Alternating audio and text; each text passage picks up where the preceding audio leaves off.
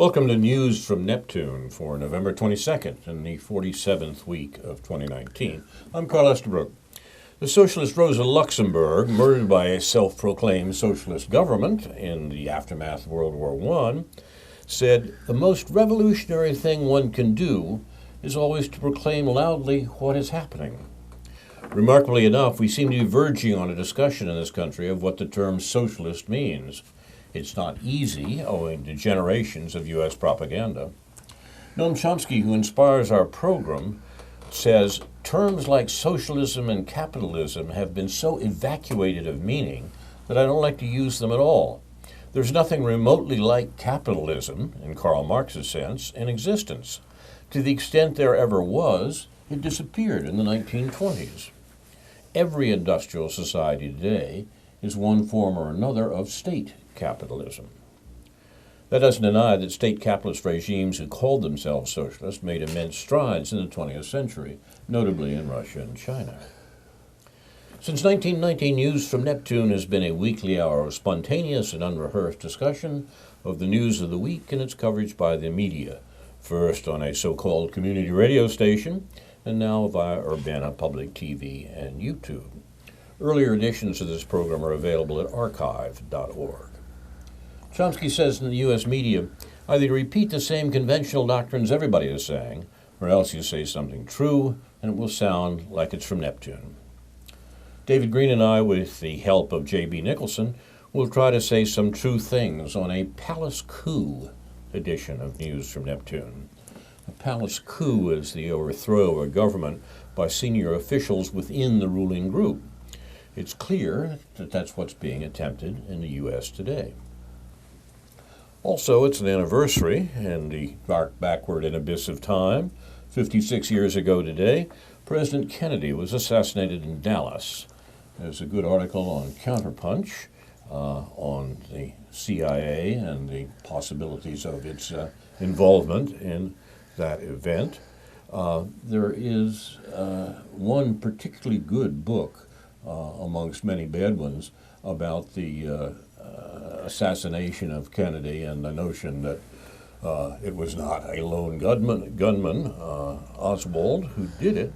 The book that I have in mind is James W. Douglas' book, JFK and the Unspeakable: Why He Died and Why It Matters. I knew Jim Douglas a long time ago and far away, and the wench is dead, but the... She always is. Well, the wench in this case is probably truth, so... Yeah, still, right. Douglas' book, which I don't find finally convincing, is the best example, I think, of drawing together the evidence for the plot against Kennedy's life by what we would now call the deep state. Let me say, sure. One person who does think it's more convincing is the man Joseph Bowers, our friend, who has a letter in the paper this morning, who wrote an article in the News Gazette probably a year or so ago, supporting the thesis of Douglas's book. So, I'm sure you can look that article up among many other articles. Alex Coburn, the late Alex Coburn, who was the founder of Counterpunch, maintained throughout his life that Oswald acted alone. And he was certainly familiar, Alex was certainly familiar with the literature we're talking about. And I must admit I've been inclined in that direction myself all along. But if anything is going to change one's mind about it, it might be Jim Douglas's book. So it's worth talking about, particularly in the context of the structure of American politics and palace coups, as we're speaking of them today. The notion that the murder of Kennedy was a palace coup of sorts, carried out by the CIA and ex-members of the CIA who objected to Kennedy's foreign policy, has a peculiar echo, perhaps, maybe the first time as tragedy and the second time as farce, in today's politics.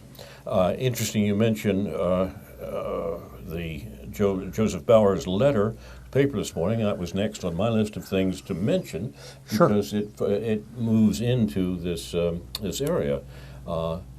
I don't know Joseph Bowers. Maybe Yeah, you I do. mean, I've met him a few times, but he always emails me, or often he emails me when I have a letter of myself in the newspaper, always in a positive manner, and so I think we consider ourselves we can consider at least the three of us and a couple more as a informal fraternity of those writing dissident letters to the local newspaper, now under new ownership, but still welcoming dissident letters, as Jim Dye reassured me this week in our correspondence.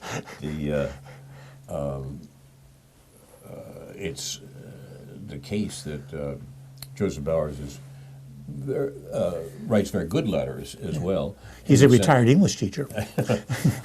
In the sense that he says things I agree with. Yes, of course. Well, that's, but But what he says is very good. Yeah. Here is his letter in this morning's paper. The biggest problem with Donald Trump, that's a good start, is that far too many people think he's the only problem. In truth, the factors that propelled this preposterous man to the presidency have festered for decades. Trump is not the cause of these problems. He is the result of them.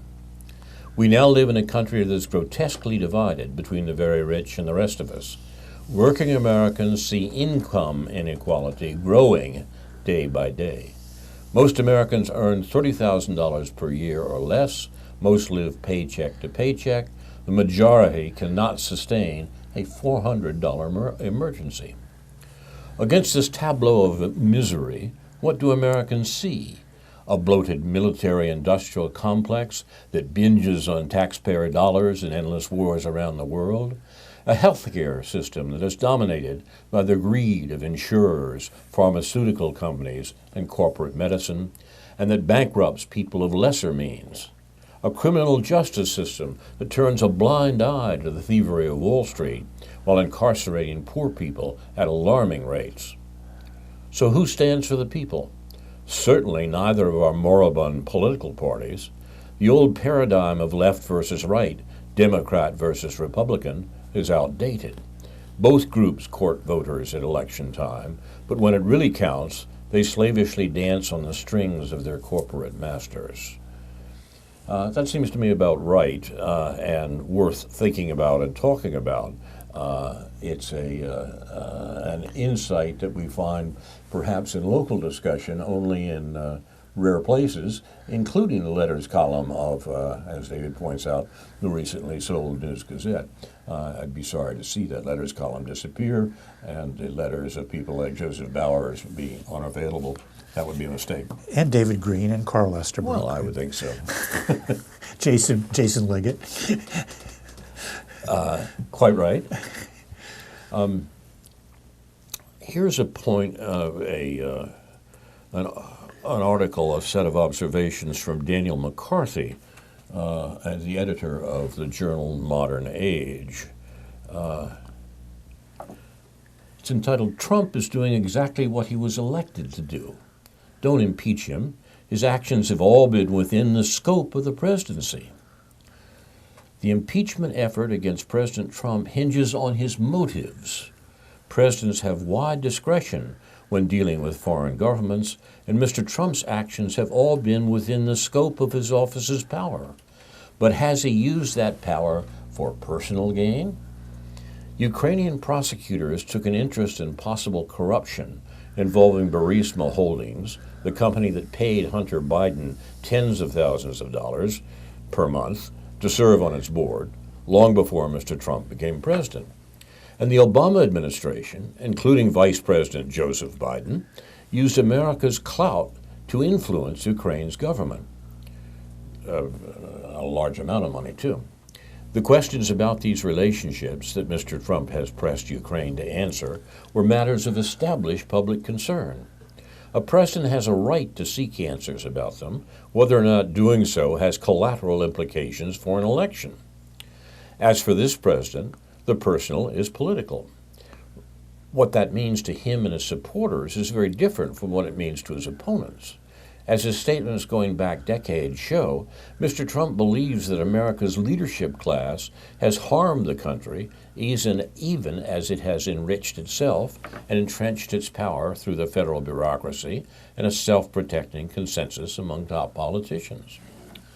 The very norms by which Washington operates, covering everything from America's objectives in foreign policy to the imperative of multilateral trade deals, to the legal ways in which career politicians and their families can make millions off their connections, are seen by Mr. Trump and his voters as the source of this country's ills.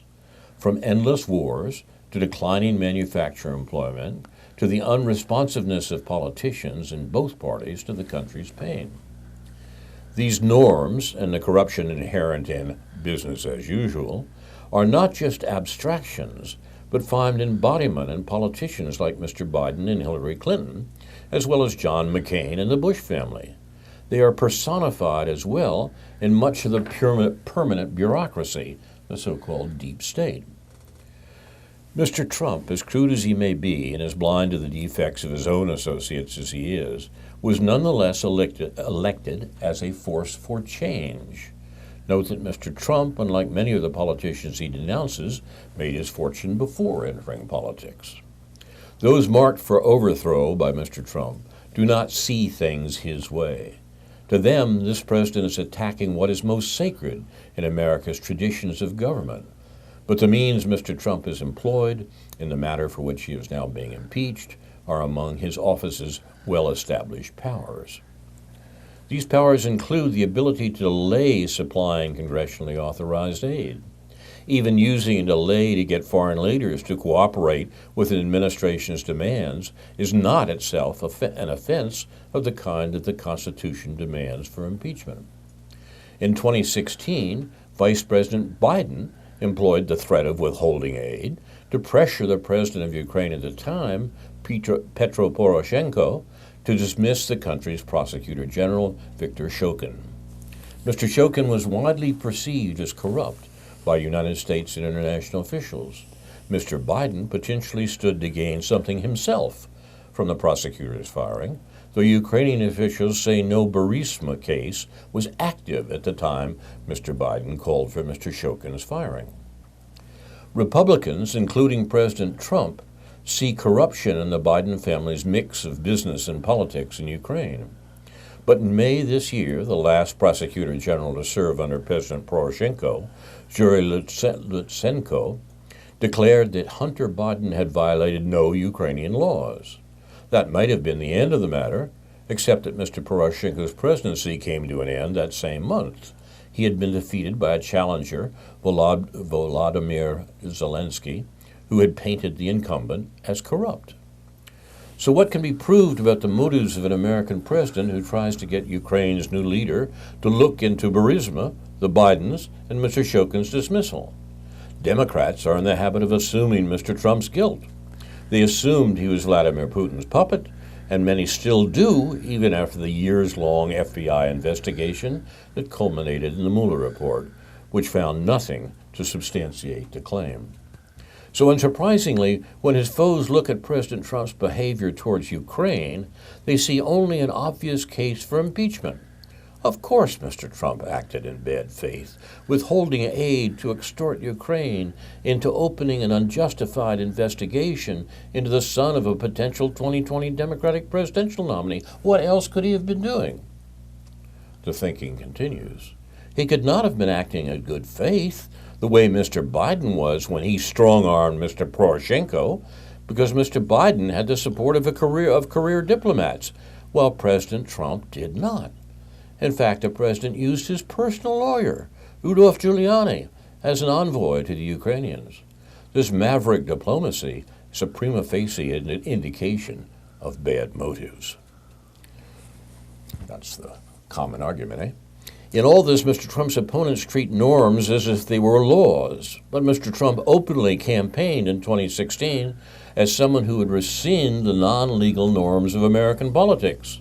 He said he would, quote, drain the swamp. Washington's traditional way of doing business, the legal but corrupt trade in money and influence, was something he was elected to attack. He has only contributed to the problem in the eyes of his critics, but for supporters, the goal remains the same. Mr. Trump was also elected to transform America's foreign relations. The nation's leadership in both parties and the civil service had embroiled the country in endless wars and a string of humiliations. That Mr. Trump considers official servings in places like Ukraine to be part of the problem he was elected to solve is no secret. The testimony such officials have so far offered during impeachment hearings bears him out. Their view of American objectives is different from his. Such differences are supposed to be decided publicly through elections. Mr. Trump happened to win the last one. President Trump was doing exactly what voters elected him to do when he asked President Zelensky to account for Ukraine's dealings with the Bidens. It's a question related to the overall system linking American politicians with Ukrainian interests. No doubt Mr. Trump sees that system as reflecting more poorly on Democrats than on his own party or himself. But exposing that system, whatever its partisan overtones, is both a legitimate interest of the United States and something that Mr. Trump's voters expect of him in light of the 2016 campaign. Are motives like these grounds for impeachment?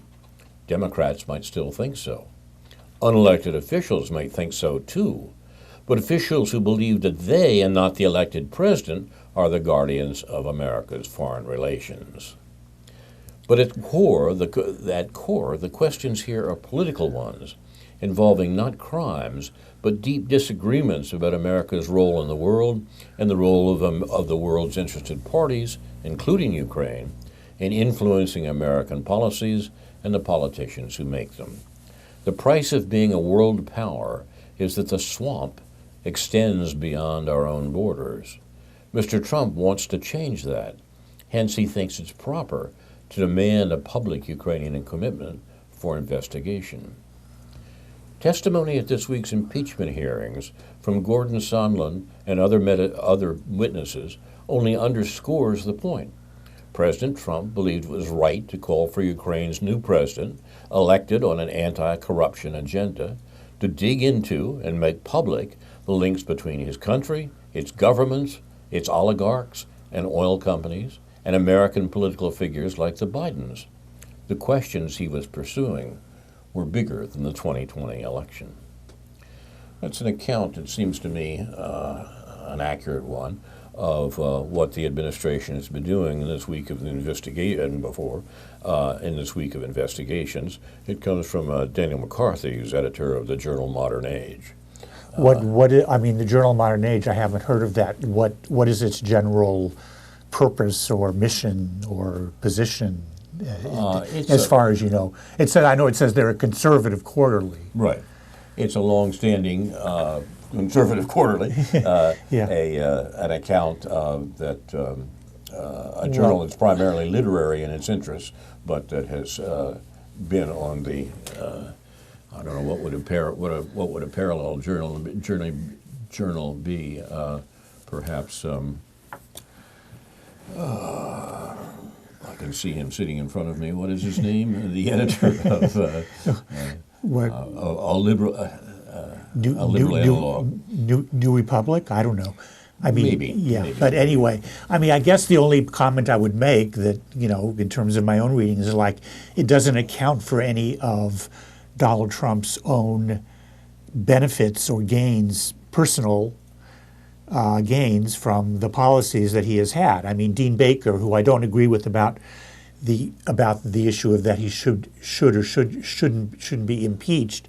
Dean Baker thinks he should be because Donald Trump is simply using his office to make money and to interfere in every way that he possibly can for his own benefit. Not necessarily undermine this or for this or that political reason, but just because he can make some money off of it. And that isn't true of other American presidents. Well, no. Everybody's making money off of it, right? But there is a reality of how we have to be careful about how corruption works. There isn't any doubt that Benjamin Netanyahu, after years and years of being a corrupt politician, and after this elaborate process within the Israeli judicial and investigative system, has finally been, I guess, indicted or worse, or charged with these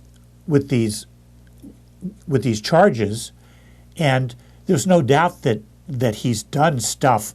There's no doubt he's an utterly corrupt leader, but he's lasted this long in that system without actually having formal charges brought against him until now. So, and I don't see how Trump is really that different from that. I just think that, you know, Trump doesn't have any regard for any of these rules about personal gains. I'm always amazed at how people assume they understand Trump's psychology in ways that they don't talk about the psychology of Barack Obama or of John Kennedy, perhaps. The question of Trump's personal psychology seems always to be uppermost. Is the objection to Netanyahu primarily that he's perhaps made some money under the table from the job he's had for a while, or is the objection have to do with the people who died as a result of how he did that job? Of course. Obviously, the latter is by far more important. Yeah. And if that were not there, the notion that Netanyahu had not kept his accounts straight would be far less important. That's not the reason to object to him. I think the same thing is true for Trump. Trump is not the problem, even if he is financially dishonest. Trump is the problem because he presides over a war-making state that is killing people around the world. That's what we should be talking about. Well, yeah, and I mean, I would say both Trump and Netanyahu are blatantly corrupt in a way that Obama was not. Whereas Obama's plan was to make his money after he was in office. Well, I think that may be too sharp a distinction. I mean, the notion is that Obama was not an international criminal in the way that Netanyahu and Trump are, and that's simply false. The Ukrainian problem is discussed all the time without ever mentioning that the Ukrainian problem in its present form began with Obama's overthrowing an elected president and substituting a government that was the first government in Europe since the Second World War to have explicit Nazis in it. That was the Obama that was the Obama administration, that was Obama, if you like, accomplishing the situation that we face in Ukraine. And in the meantime, we're worried about whether Rudy Giuliani made money behind his back in the midst of it. Well, yeah, I mean, basically, I agree with the tone of what you're saying, not all of the substance in terms of how I would emphasize it. But yeah, I mean, watch the interview that Aaron Mate did with Stephen Cohen regarding Ukraine. Exactly. Or one example, anyway, of that's precisely right. Straight talk about that. Yeah. No, I think this is true, and it's illustrated by the fact that the Democrats' attempt to trammel up Trump or to remove him from office is all on the questions of whether he enriched himself or whether he made arrangements to be supported in the next election. This is nonsense. I mean, the question is, what is the U.S. doing vis-a-vis Ukraine? And that's in the context of American foreign policy in general, where the real issue was that Trump came into office threatening the American political establishment with changing that foreign policy.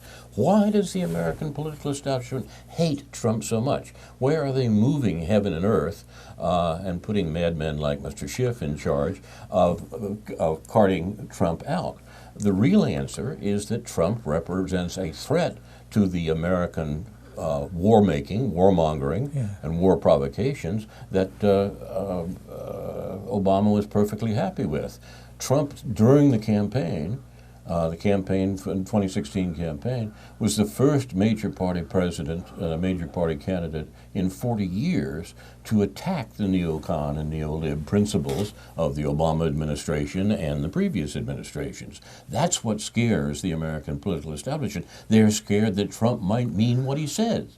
And even though he's proven from day one that he doesn't mean what he says. It's not even clear. Even that's not clear. I mean, he tried to withdraw troops from Afghanistan and Syria, and has been prevented from doing it by by the Pentagon and the State Department.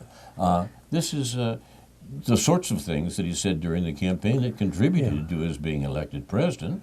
But the only one who's listened to that in any way was Tulsi Gabbard. And, to put this in the appropriately absurd context of, let's say, Lula in Brazil being released from jail on these phony corruption charges, where he was put on these phony corruption charges, while their corrupt leader goes on, while Bolsonaro goes on, in the context of the coup in Bolivia. And back to Israel, I don't know enough about the details of all of this, except that Israel has been in this sort of permanent political crisis, sort of governance crisis for quite some time now, and it came to the surface in it's come to the surface now in the inability of either Netanyahu or his primary opponent, although not any different from him in political terms, Benny Gantz, to form governments, to get the appropriate majority in the Knesset to get an actual government going on. And this political crisis has, whatever it has to do with the Israeli leadership class, the Israeli ruling class, it certainly doesn't have anything to do with the Palestinian issue. So, once again, which is why I don't follow these. I don't follow the ins and outs of Netanyahu's corruption. I don't follow the hearings. I don't follow the hearings that are going on in Capitol Hill now. I don't even follow, and I don't really follow the details other than what Aaron Mate has or what Max Blumenthal might have. I don't follow any of the details. I just look at the front web page of the New York Times and I say, is there something I could read here? And the answer is usually no. So, you're watching News from Neptune. We're talking about the news of the week and its coverage by the media. You have something on top of your list here? This isn't the news of the week, but it's as long as we're doing letters to the editor, why don't I read mine? It hasn't been in the paper yet, so this is all right. This is a scoop for News from Neptune listeners. This is pursuant to all of the comments I've had recently about local allegedly pro-immigrant groups and the politics behind that, especially in the manner in which it's been covered in the News Gazette by usually Julie Wirth or perhaps one of their other journalists also.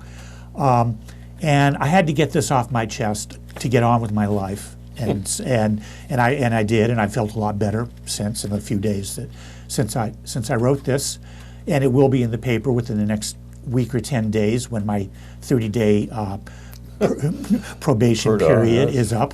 Yeah, what is it? Anyway, I will sort of annotate this in a certain way, but I'll read it straight first.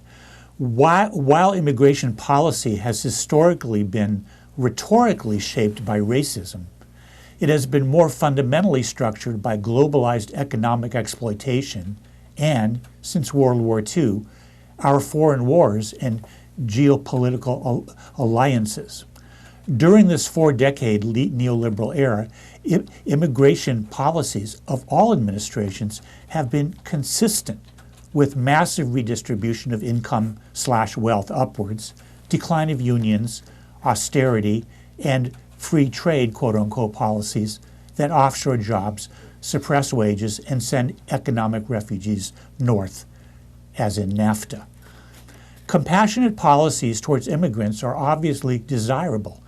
Nevertheless, such controversies obscure continuities regarding the abandonment of American workers and children, while stereotyping them, especially African American and rural folk, as quote-unquote unskilled, if not worse.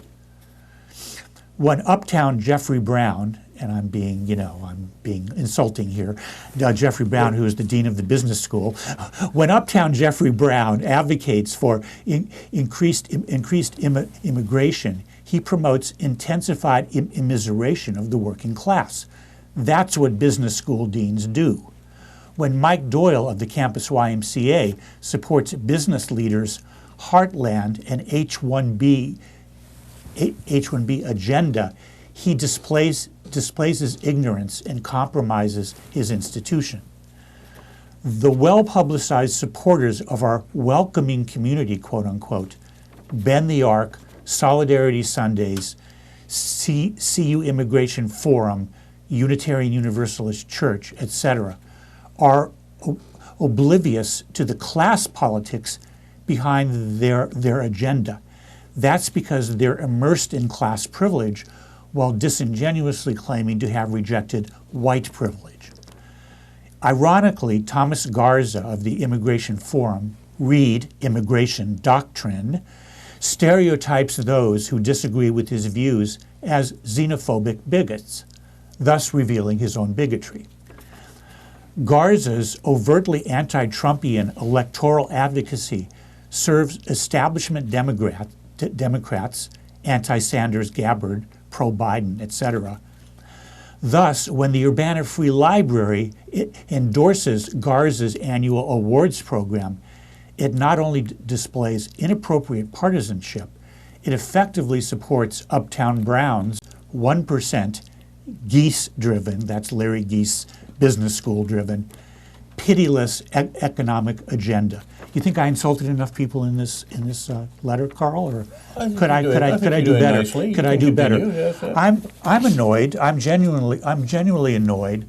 The least important part of this, but the most annoying to me part of this, is that the Urbana Free Library, if Thomas Garza wants to give out awards to the allegedly welcoming people, some of whom are genuinely, are obviously good people and doing good work in defense of however immigrants' rights are being violated or however they're being threatened in various ways, fine. But if he wants to get on WRFU or UPTV or YouTube and make partisan statements, he's fine. I guess he's constricted in a way that we're not here because maybe he represents a group that isn't supposed to be political in the way that's defined in nonprofit terms and so on and so forth. But he blatantly says, if you agree with me, you don't vote for Donald Trump. Well, he's welcome to say that and then cover his rear end if he thinks that that's going to violate whatever it might violate. But that's fine. I don't care. That's trivial and petty. But the Urbana Free Library doesn't represent him. And they can't pretend that they don't represent, that they're not supporting a political partisan both in a narrow sense and a broader sense point of view. Just like when, and I'm going to go out on a limb here, and that when Nina Paley had her critique of transgender people in the Lewis Auditorium downstairs at the Urbana Free Library this past March, the Urbana Free Library decided, in whatever way they decide these things, to allow Nina's critics to present themselves in the lobby, in the business lobby of that building, which I didn't think was real appropriate at that time. I think that those people should get their own room or come to that event, state their concerns, or have their own panel, or demonstrate outside.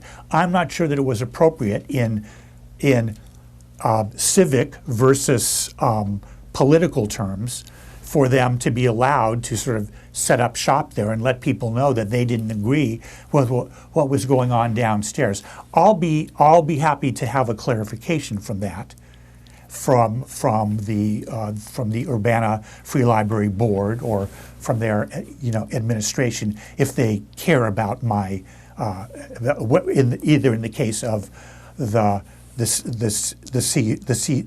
CU Immigration Forum or of the Nina Paley brouhaha, but still, at a larger level, what I'm trying to get at here is this: just neoliberal politics is class politics. Progressive politics has become neoliberal class politics. Immigration politics as an aspect of progressive neoliberal, progressive politics has become an aspect of neoliberal class politics. This becomes very clear when we have Mike Doyle joining up with the business community and with sort of by proxy with business school dean Jeffrey Brown. We know what that's about. We know when they say they need immigrants because we don't have enough workers in this country, enough skilled workers. People ought to question that, and they don't. I've at least 2 questions for you, David. All right. I'll have probably 5 answers. Yeah. If you do, I'll simply add some more questions. And you promise me they won't be just rhetorical questions. Oh, I would never do such a thing. Oh, okay. They're real questions. Okay. For question 1, should the library have prevented the demonstration at the Paley session? In other words, wasn't it appropriate for the library to make arrangements for people who wanted to demonstrate there? I don't know. I mean, that's something I'd like to hear talked about. I'd like to hear what the policies are, what the rulings are, what's judged to be political, what's judged to be, if they have a policy about these things, fine. And if they felt that they were following their policy and the public has somehow, have we lost you here? Only what I'm saying. Okay. Still running. Okay. No, I mean, those are all good questions, and maybe I'm barking up the wrong tree here. And whatever it is, it's certainly a trivial tree, and I don't mean to necessarily take the subject off with what I think is a more serious issue is that they shouldn't be supporting the Immigration Forum's efforts to depoliticize their political views.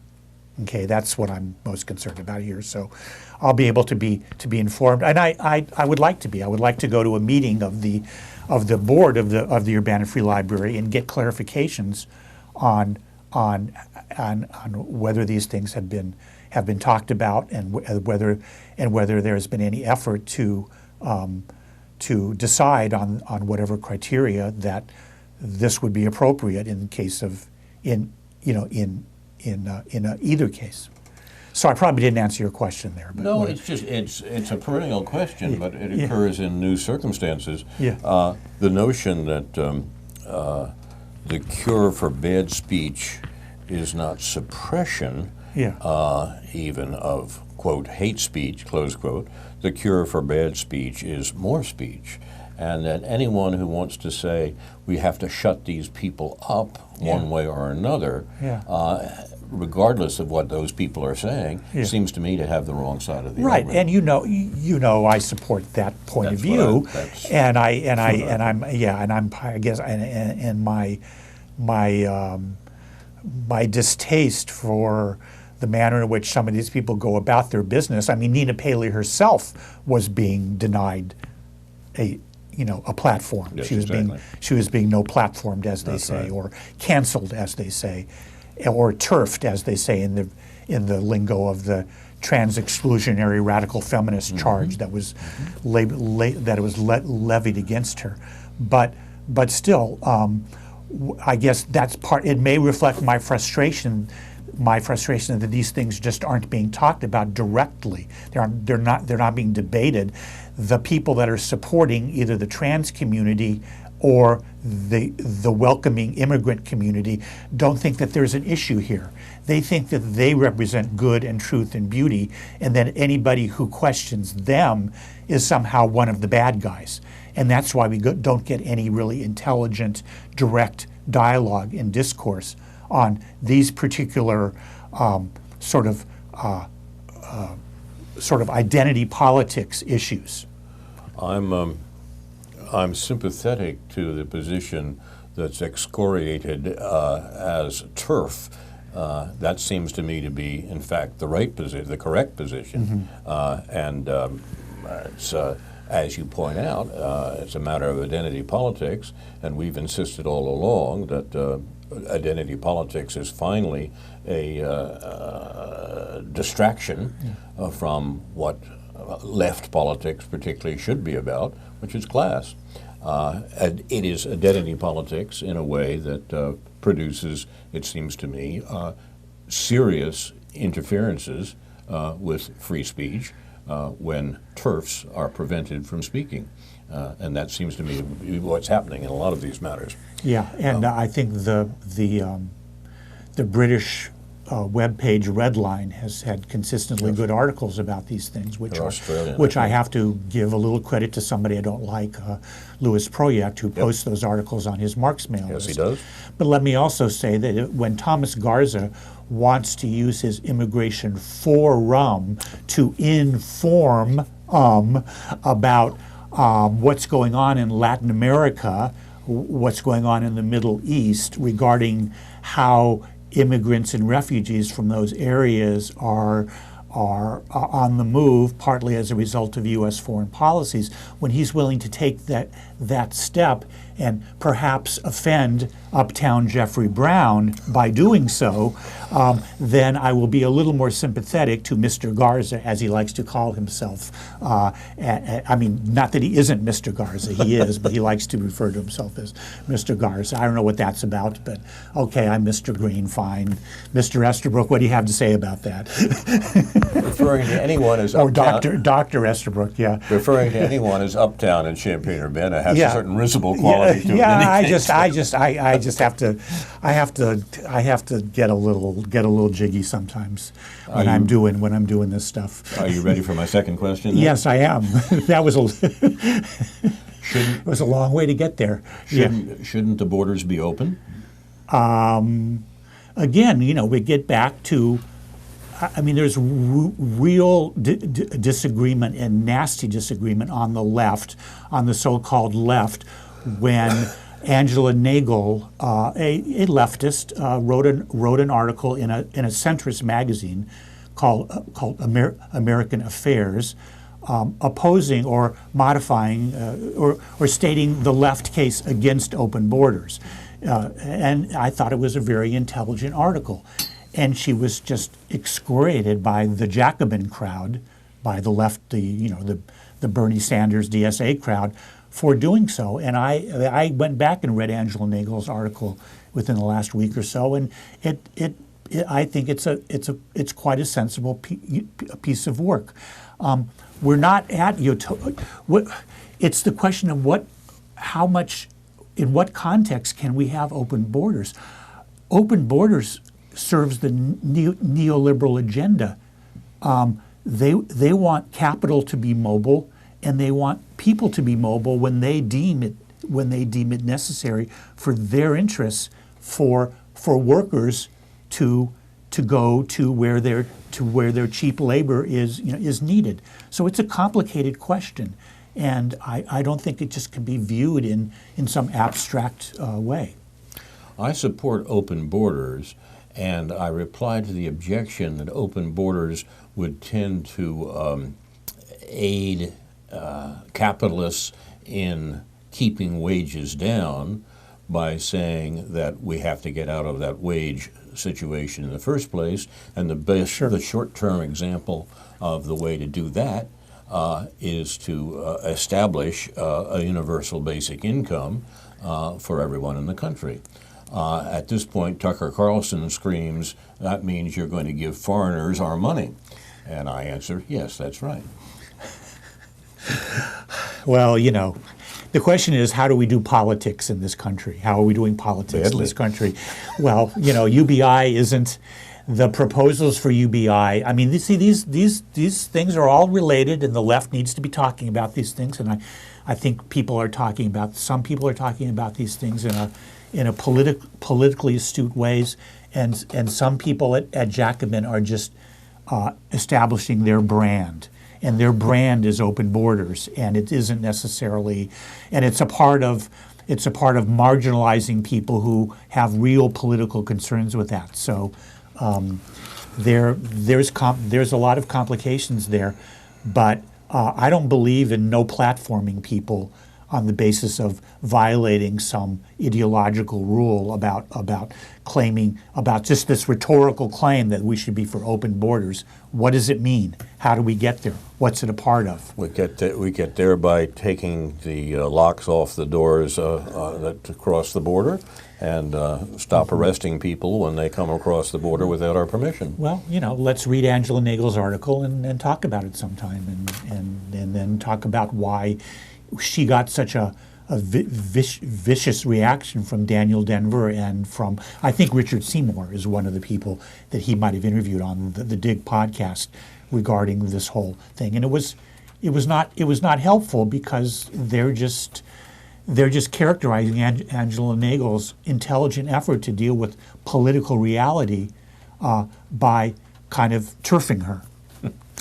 The question of the primary objection to open borders seems to be that it would suppress wages for the poorest paid in the country by providing competition for what wretched wages the capitalists are willing to put out for that sort of work, by bringing in other people who can do that sort of work. And my answer to that is not a matter of reducing the amount of work that is available. It's by raising the wages that are being paid by fiat, if necessary, by law, and say that people who come here and want to work, and people who come to the United States should enjoy the circumstances of living in the United States, which should include a guaranteed annual income, a universal basic wage, a universal basic income, whatever you want to call it. And if that attracts a lot of people here, then, hey, we can afford it. I just think that the problems of capitalism, and specifically neoliberal capitalism and global capitalism, and any economic system that's allegedly run by the choices of investors to make profits, as long as we have those things, there's not going to be any serious fundamental solutions towards it, whether in terms of UBI or in terms of open borders. The capitalist class, the idea that everything needs to be done for profit must be challenged at an even more fundamental level. Well, while we're waiting to challenge these things at fundamental levels, which you certainly should do, I agree with the challenge, there needs to be things that are done right now. The first thing is take the locks off the doors, open the borders. The second thing to be done is provide a reasonable income for people in the United States. Both these things can be done literally overnight, and there's no reason they shouldn't be. But, Jeffrey Brown and Mike Doyle and this business group that they established to support this program or whatever they've established to say that rural areas in this country are going to be revitalized by moving immigrants there. They call this what I referred to as heartland agenda. That's just avoiding the need for massive infrastructural programs, massive economic investment, public investment in those areas, or write them off. I mean, decide what you're going to do with this state, with this county, with this rural area. What kind of a program are you going to have to make places livable with people, with jobs, with institutions that have decayed over the last 4 decades because of the way in which neoliberal economics has played out. This has to be done at a governmental and public level, at a democratic level, not just the level of, we're going to decide, we decide if we send some people from other countries into these places to do this work, then all of a sudden corporations or capitalists are going to decide to invest money in there. That's a little simplistic. That's a little self-serving. I don't believe it. Massive infrastructural investment is necessary, and that won't come by asking Amazon to send money to Iowa. That will come by the government saying, we're going to spend money to do this. Every time I look at the Chinese rail system and compare it with the trains that run through Champaign-Urbana, I'm astonished. I mean, the Chinese rail system is this is a country that 70 years ago was the poorest in the world, perhaps. Yeah. A country which now has a rail system which has no parallel in the West. There's no reason we can't do that, but they didn't do that by enriching capitalists. They did that by governmental fiat, by the government saying we're going to build railroads that will take Chinese people across the country. Well, no reason we can't do that. And of course, the question we can't say we don't have the money. Yeah, no, and yeah, of course. Well, we can't say we don't have the money. All we can decide whether we have the resources, the material resources, and the labor to do this work, and the technological skill to do this work. And of course, you have to add how all this relates to a quote unquote Green New Deal, not in the specific sense which is being proposed, but the idea that any massive infrastructural program should be to the end of dealing with climate change. So, you've got a lot going on here. So I'm just against compartmentalization. Okay, and whether you say immigrants are the solution, no, that's what these people are saying, as if nothing else is going on. And sorry, even if you say UBI's the solution, it's like, that doesn't do it for me, except in a certain context. It's not a solution, it's just something we need. Yeah, it's something we need, but it's something we could have and still not change very much. That may or be even true, make things worse. That may be. Well, that seems to me to be the discussion. Yeah. You're watching News from Neptune. We have just a few minutes left. I'm ready to start at the top of my list right now. And at the top of my list is a long and important analysis of the Assange case, of Julian Assange, that's prepared by our chief researcher, Jeff Nicholson. I will put Jeff's notes on the Assange case on the Facebook page for News from Neptune and recommend that you look at them. We haven't time to go into them now, and it is a vital case, not just for the fact that the United States government is doing its best to kill this man who was instrumental in revealing some of the crimes, some of the other killings that the United States government is responsible for. Not just that, but the general question of the control of information, which is so vital to the American government and so important for them in order to destroy the free speech rights that we have on paper in this country. Anyhow, the Assange case is a watershed in that matter, not just for Assange himself, but for the whole question of freedom of the press, and it is vital. I recommend attention to what the U.S. is doing, sub rosa, absolutely criminal activity in suppressing Julian Assange and the work of WikiLeaks. That's one of the things we should be talking about.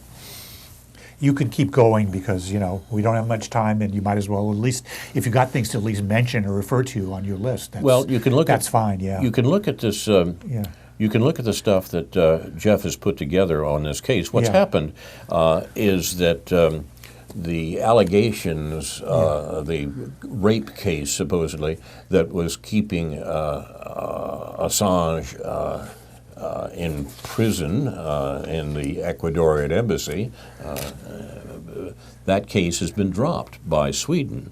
But that doesn't matter because, of course, that case was always just a way to get at Assange, even though there was, as successive groups in Sweden and the UN said, nothing to it. The point is that the U.S. government is determined to silence Julian Assange and to prevent things like WikiLeaks from continuing, and they're using this case to do it.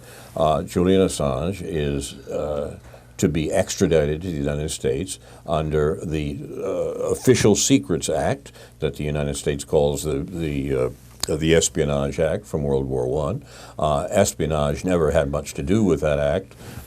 In the case of World War I, it was designed to suppress opposition to America's entry into World War I. That's been used rarely since the First World War, and in fact the Obama administration used that act to suppress speech more than all the previous American administrations since World War So the notion of the liberalism of the Obama administration has once again to take a hit on this matter. But what we have to understand is what the U.S. is doing and how the U.S. government is suppressing the attempt to tell the world about the crimes, the war crimes particularly, that the U.S. is committing.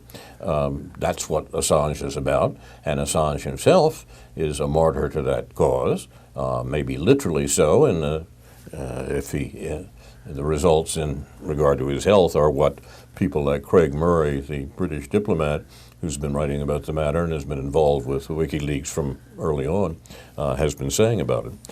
So that's something we should pay attention to, and that's not getting the coverage in the media at large that it should. See Jeff's notes on our Facebook page. One item that has to be read to be believed was a New York Times article entitled "Arab Thinkers Call to Abandon Boycotts and Engage with Israel," November 20th, David Halbfinger. And the Mondoweiss response to that is very well worth reading. New York Times makes up news about a new group of Arab thinkers, quote unquote, who want to end the Israel boycott by James North, and it's quite an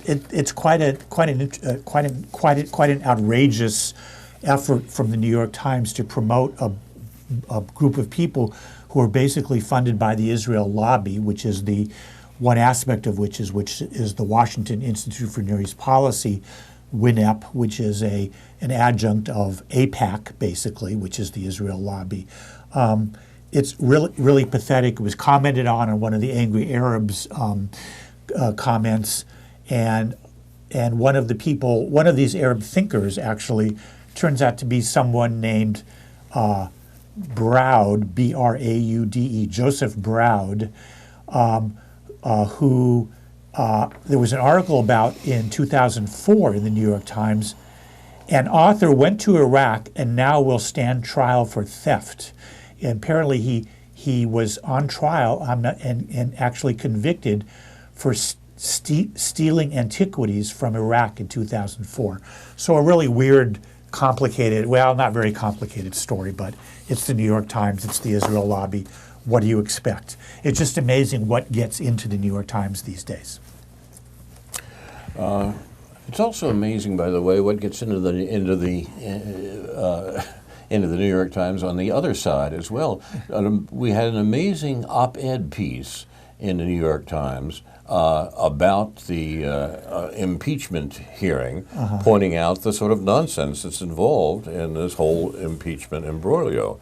I was astonished to see that in the New York Times, because, of course, the Times, along with the Washington Post, has been a primary outlet for the political establishment's Russiagate and Ukrainegate nonsense. Nevertheless, we have a counter article for the first time that I can remember in the New York Times on this matter, which I'll put on the website. I'll put on the Facebook page. I'll look forward to reading it. You've been watching News from Neptune.